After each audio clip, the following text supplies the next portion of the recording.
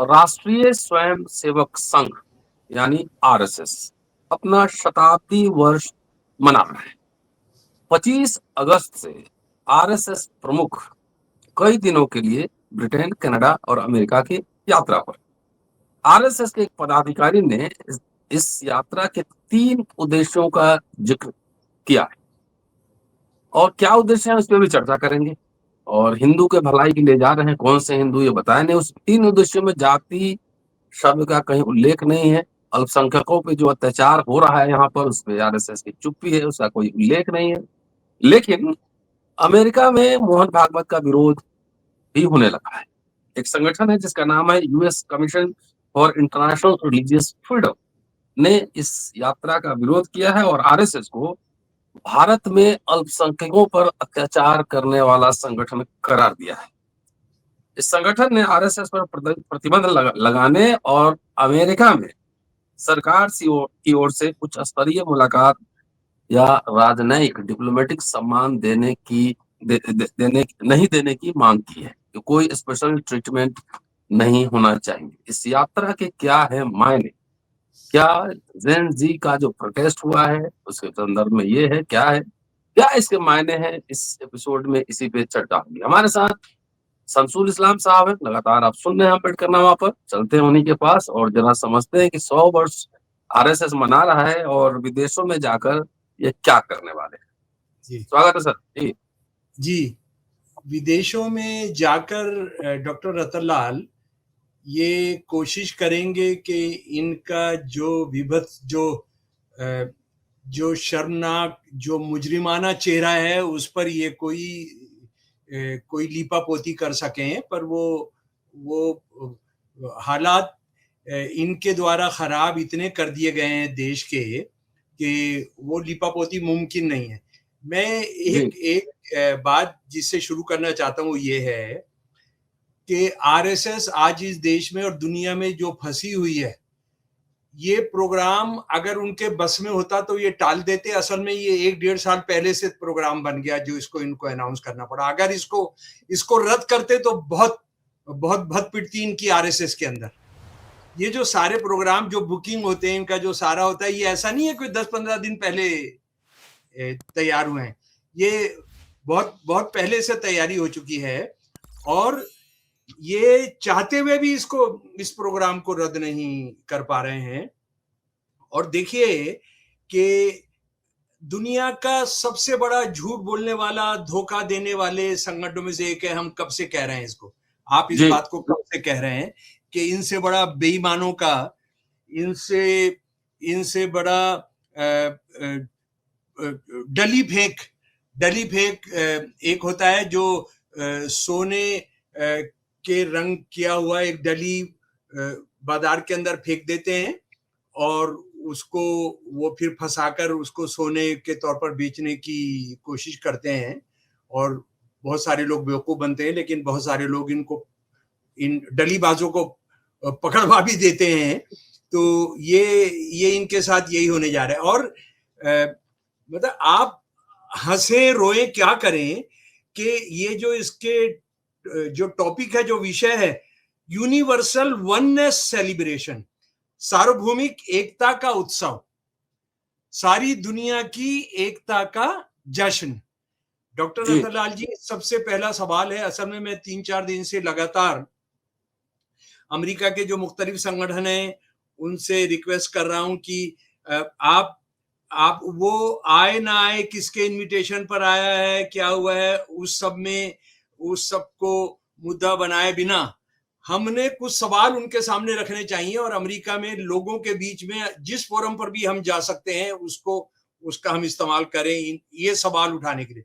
मेरा पहला सवाल है, अच्छा, आपने जहां तक United states commission on international religious freedom USCIRF की बात की है, उसने तो 7 मई को इनके बारे में जो बताया, 7 मई के बारे में जो बताया कि ये दुनिया का एक टेररिस्ट ऑर्गेनाइजेशन है, ये जो है इसने अपने देश के अंदर जो माइनॉरिटीज के साथ जो करके रखा है, जो माइनॉरिटीज नहीं है, हिंदुओं के साथ, जो नौजवान है उनके साथ जो करके रखा है, और जिस तरह से हिंदुस्तान की खुफिया एजेंसीज बाहर बाहर जिसको मोदी ये अमित शाह सोचते हैं कि वो हिंदू विरोधी हैं, उन सिख एक्टिविस्ट को मरवा रहे हैं, दूसरे लोगों को मरवा रहे हैं, उन्होंने सीधा सीधा कहा रॉ जो इंडिया की इंटेलिजेंस एजेंसी है उस पर प्रतिबंध लगाया जाए। और ये अमेरिका में अमेरिकी सरकार से कह रहे हैं क्या प्रतिबंध लगाइए। ये जो है, ये जो संगठन है, ये इसमें अमेरिका की सारी पॉलिटिकल पार्टीज के लोग शामिल होते हैं। ये कांग्रेस का जिसमें कोई किसका प्रेसिडेंट है, किसका प्रेसिडेंट नहीं है, किसका कांग्रेस में बहुमत है, किसका नहीं है, उससे उसका ताल्लुक नहीं है। ये इंडिपेंडेंट काम करता है। और उन्होंने कहा है कि अमेरिका के अंदर इस पर प्रतिबंध लगाया जाए, इससे जुड़े हुए जो संगठन उनको प्रतिबंध लगाया जाए, इनकी कोई खास मेहमान, इनकी कोई मेहमान खास तो छोड़िए, कोई मेहमान नवाजी नहीं की जाए। और अमेरिकी नागरिकों और धार्मिक अल्पसंख्यकों को ये डराने धमकाने का जो काम कर रहे हैं उस पर उसको देखते हुए इनका बॉयकॉट किया जाए। मैं इससे अलग बात कर रहा हूं भाई साहब, क्योंकि इस सब के होने के बावजूद अमेरिकी सरकार ने इसको आने दे रहे हैं, इस शख्स को आने दे रहे हैं, तो हम उसकी परवाह नहीं करते, ये आए जाए जो भी करे। पर सार्वभौमिक एकता का उत्सव है, और कौन करा रहा है? आरएसएस ने वहां एक संगठन बनाया है जो रोज बनाते रहते हैं, American Hindus for engagement and dialogue, जुड़ाव और बातचीत के लिए एक संगठन इन्होंने बनाया, उसके तत्वाधान में ये हो रहा है। अच्छा, अब मेरा पहला सवाल, डॉक्टर साहब, मेरा पहला सवाल है, आरएसएस का जो अपना संगठन है उसका नाम है राष्ट्रीय स्वयंसेवक संघ, है ना भाई साहब? उसमें किसी धर्म का जुड़ाव नहीं है। इनका अमेरिका में जो संगठन काम कर रहा है, दुनिया में जो काम कर रहा है, उसका नाम है हिंदू सेवा संघ, हिंदू सेवा संघ, है ना जी, हिंदू सेवा संघ। अब मेरा पहला सवाल यह है कि तुम जोड़ने की बात कर रहे हो, सार्वभौमिक एकता की बात कर रहे हो, तुम तो अभी अमेरिका, कनाडा, इंग्लैंड जहां तुम जा रहे हो, वहां जो भारतीय मूल के लोग हैं उनको बांट दे रहे हो। भारतीय मूल के जो लोग गए हुए हैं वो मुसलमान हैं, वो ईसाई हैं, वो सिख हैं, वो जैन हैं, वो बौद्ध हैं, वो ज़ोरास्ट्रियंस हैं, वो किसी भगवान को नहीं मानते, ऐसे लोग हैं।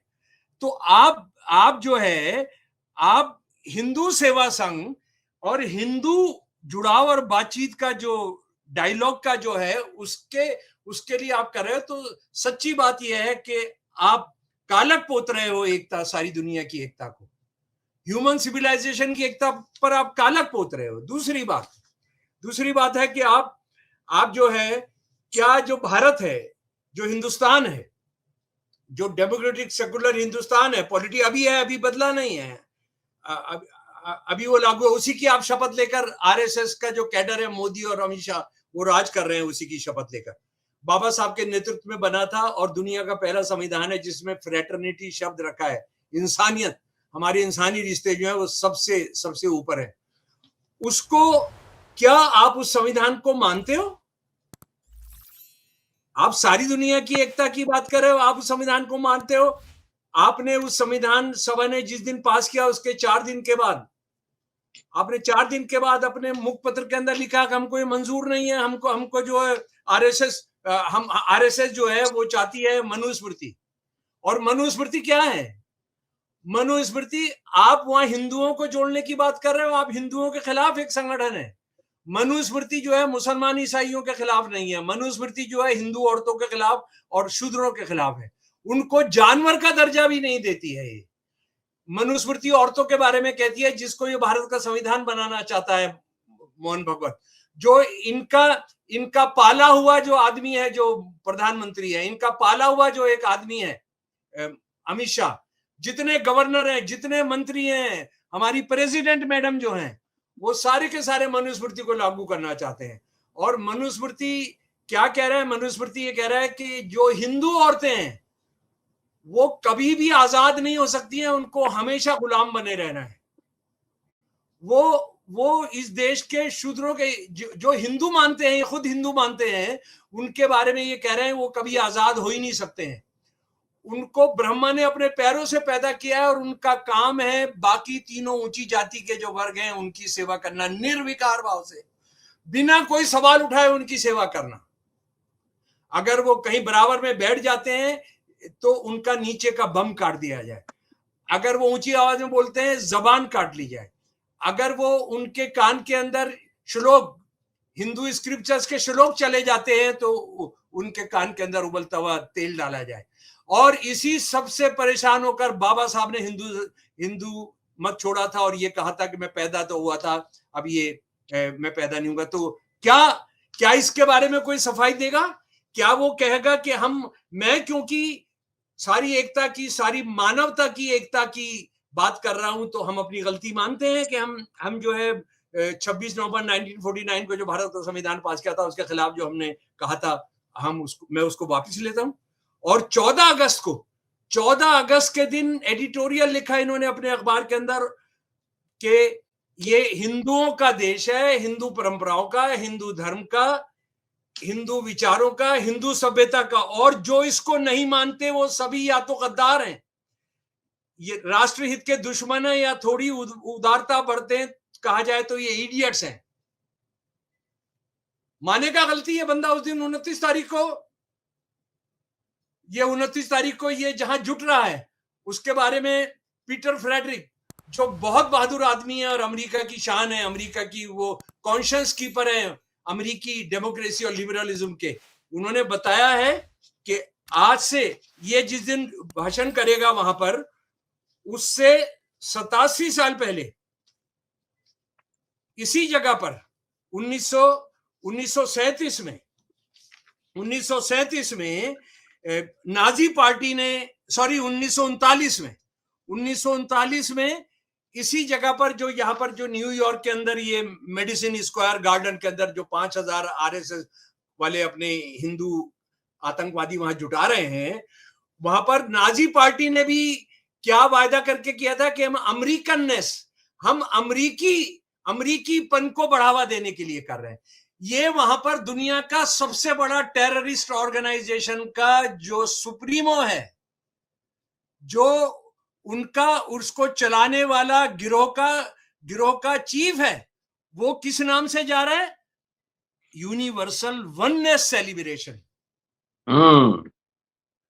अमेरिका के जो भारतीय हैं उनको ये वन नहीं रहने दे रहा है, उनको हिंदुओं के नाम पे संगठन कर रहा है। उसने भारतीय मूल के लोग आओ यहां पर नहीं कहा है, तो भारतीय मूल के यहां पर आओ। 5000 आरएसएस से जुड़े हुए लफंगे वहां पर आ रहे, तो इसको हमको समझना पड़ेगा। अच्छा, दूसरी बात, आप जो है आप जो सीधे सवाल है, आप सार्वभौमिक एकता की बात कर रहे हो, आपके मर्दों के संगठन का नाम है स्वयंसेवक, आपके औरतों के संगठन का नाम क्या है? सेविका समिति।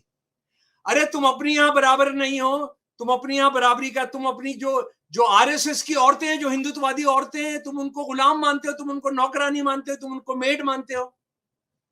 तुमको क्या हक है वहां जाकर अपनी बात करने का? तुमको वहां जाने का हक कैसे है? और किस सवाल पर हम बात करेंगे? तुम मुसलमानों, ईसाइयों को तुम बोलते हो दुश्मन नंबर 1, दुश्मन नंबर 2 है। तुमने सन 1939 में मोदी कहता है कि मेरे को जिसने पॉलिटिकल लीडर के तौर पर तय किया, मुझे ग्रूम किया, मैं आरएसएस का आदमी हूं, मुझे ग्रूम किया वो गोलवलकर ने सन 1939 में किताब लिखी नाजी जर्मनी और हिटलर मसूलिनी की तारीफ के अंदर, कि उन्होंने जो कुछ यहूदियों के साथ किया है वो हमने यहां पर हिंदुस्तानी मुसलमानों और ईसाइयों के साथ करना है। इसके बारे में हमने सवाल पूछना है। अमेरिकी सरकार इजाजत दे कि उसको सीधा सवाल करने की उसे इजाजत होनी चाहिए। और उसके बाद आप जो है भारत में प्रजातंत्र के बारे में सन 1940 में गोलवलकर ने कहा था कि हमें एक झंडा, एक नेता, एक आइडियोलॉजी के तहत सारे देश के अंदर, सारे देश के कोने कोने में हम हिंदुत्व की ज्योति जला रहे हैं। आज आपने जो है ये क्या जवाब देगा जो दिल्ली के अंदर नौजवानों के साथ हुआ है? ये क्या जवाब देगा उन कॉकरोच के बच्चे जो हिंदू हैं, जो अभी राजस्थान गए थे, उनको कितनी पिटाई की है? क्या जवाब देगा ये जो हिंदू बच्चे जो कॉकरोच के हैं, कॉकरोच पार्टी के हैं, उनके साथ महाराष्ट्र के अंदर क्या किया जा रहा है? ये क्या जवाब देगा कि बंगाल के अंदर एक कॉकरोच पार्टी से जुड़ा हुआ एक बच्चे के पिता स्कूल का निरीक्षण करने गए थे, उनको जान से मार दिया गया।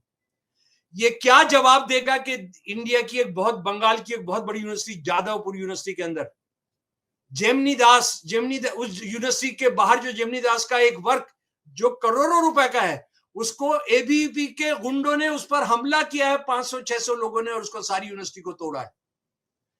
जेमिनी की जो आर्ट वर्क है उसको इन्होंने तोड़ा है। क्या जवाब देगा ये? जवाब देगा उसका? मुझे लग रहा है रतनलाल जी, जो इसकी भत पिटने जा रही है ना वहां, उसका इतिहास में आरएसएस के साथ ऐसा कभी नहीं हुआ होगा जो वहां पर होने जा रहा है। वहां के मुकुंद जो सियार है जी, एक इनके सर कार्यवाहक है मुकुंद सियार। जी, उन्होंने जी, कहा 3 उद्देश्य बताए हैं। पहला, भारत हिंदू समाज और आरएसएस के संबंध में विश्व में व्याप्त भ्रांतियों और दुष्प्रचार के बीच तथ्यपरक एवं समाज सकारात्मक दृष्टिकोण प्रस्तुत करना। जी, बहुत बढ़िया। तो मैंने जो 3-4 सवाल उठाए, इस बंदे का यहीं पर मिल जाए, हम यहाँ पूछ लेंगे, अमेरिका जाके पूछने की क्या जरूरत है? इसको जो है, इसको पूछ लेंगे भाई, इसको पूछ लेंगे। एक ऐसे धर्म की बात करने वाला संगठन जो अपने धर्म के मानने वालों को बराबर नहीं मानता, दुनिया में एक ही तरह का उदाहरण है, एक इकलौता उदाहरण है, कहीं पर नहीं है। जिन्होंने, जो बुद्धिज्म को अपना दुश्मन मानता है, जो जैनिज्म को अपना दुश्मन मानता है, जो कोई भी इनका विरोध करे, जैसे वंदे मातरम की बात कर रहे हैं, वंदे मातरम जो इन्होंने कभी नहीं गाया अंग्रेजों के खिलाफ, वो चाहते हैं कि मुसलमान गाएं, और इनको पता लगेगा कि सिख भी गाएं और बौद्ध भी गाएं, और जो बाबा साहब के 22 वचन है उसके अंदर इस देश के बहुजन इनके साथ जो करने जा रहे हैं वंदे मातरम, अब आप देखिएगा क्या होगा।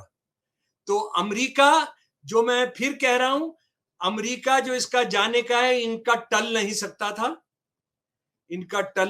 था। अगर टलना होता तो ये भाग गया होता।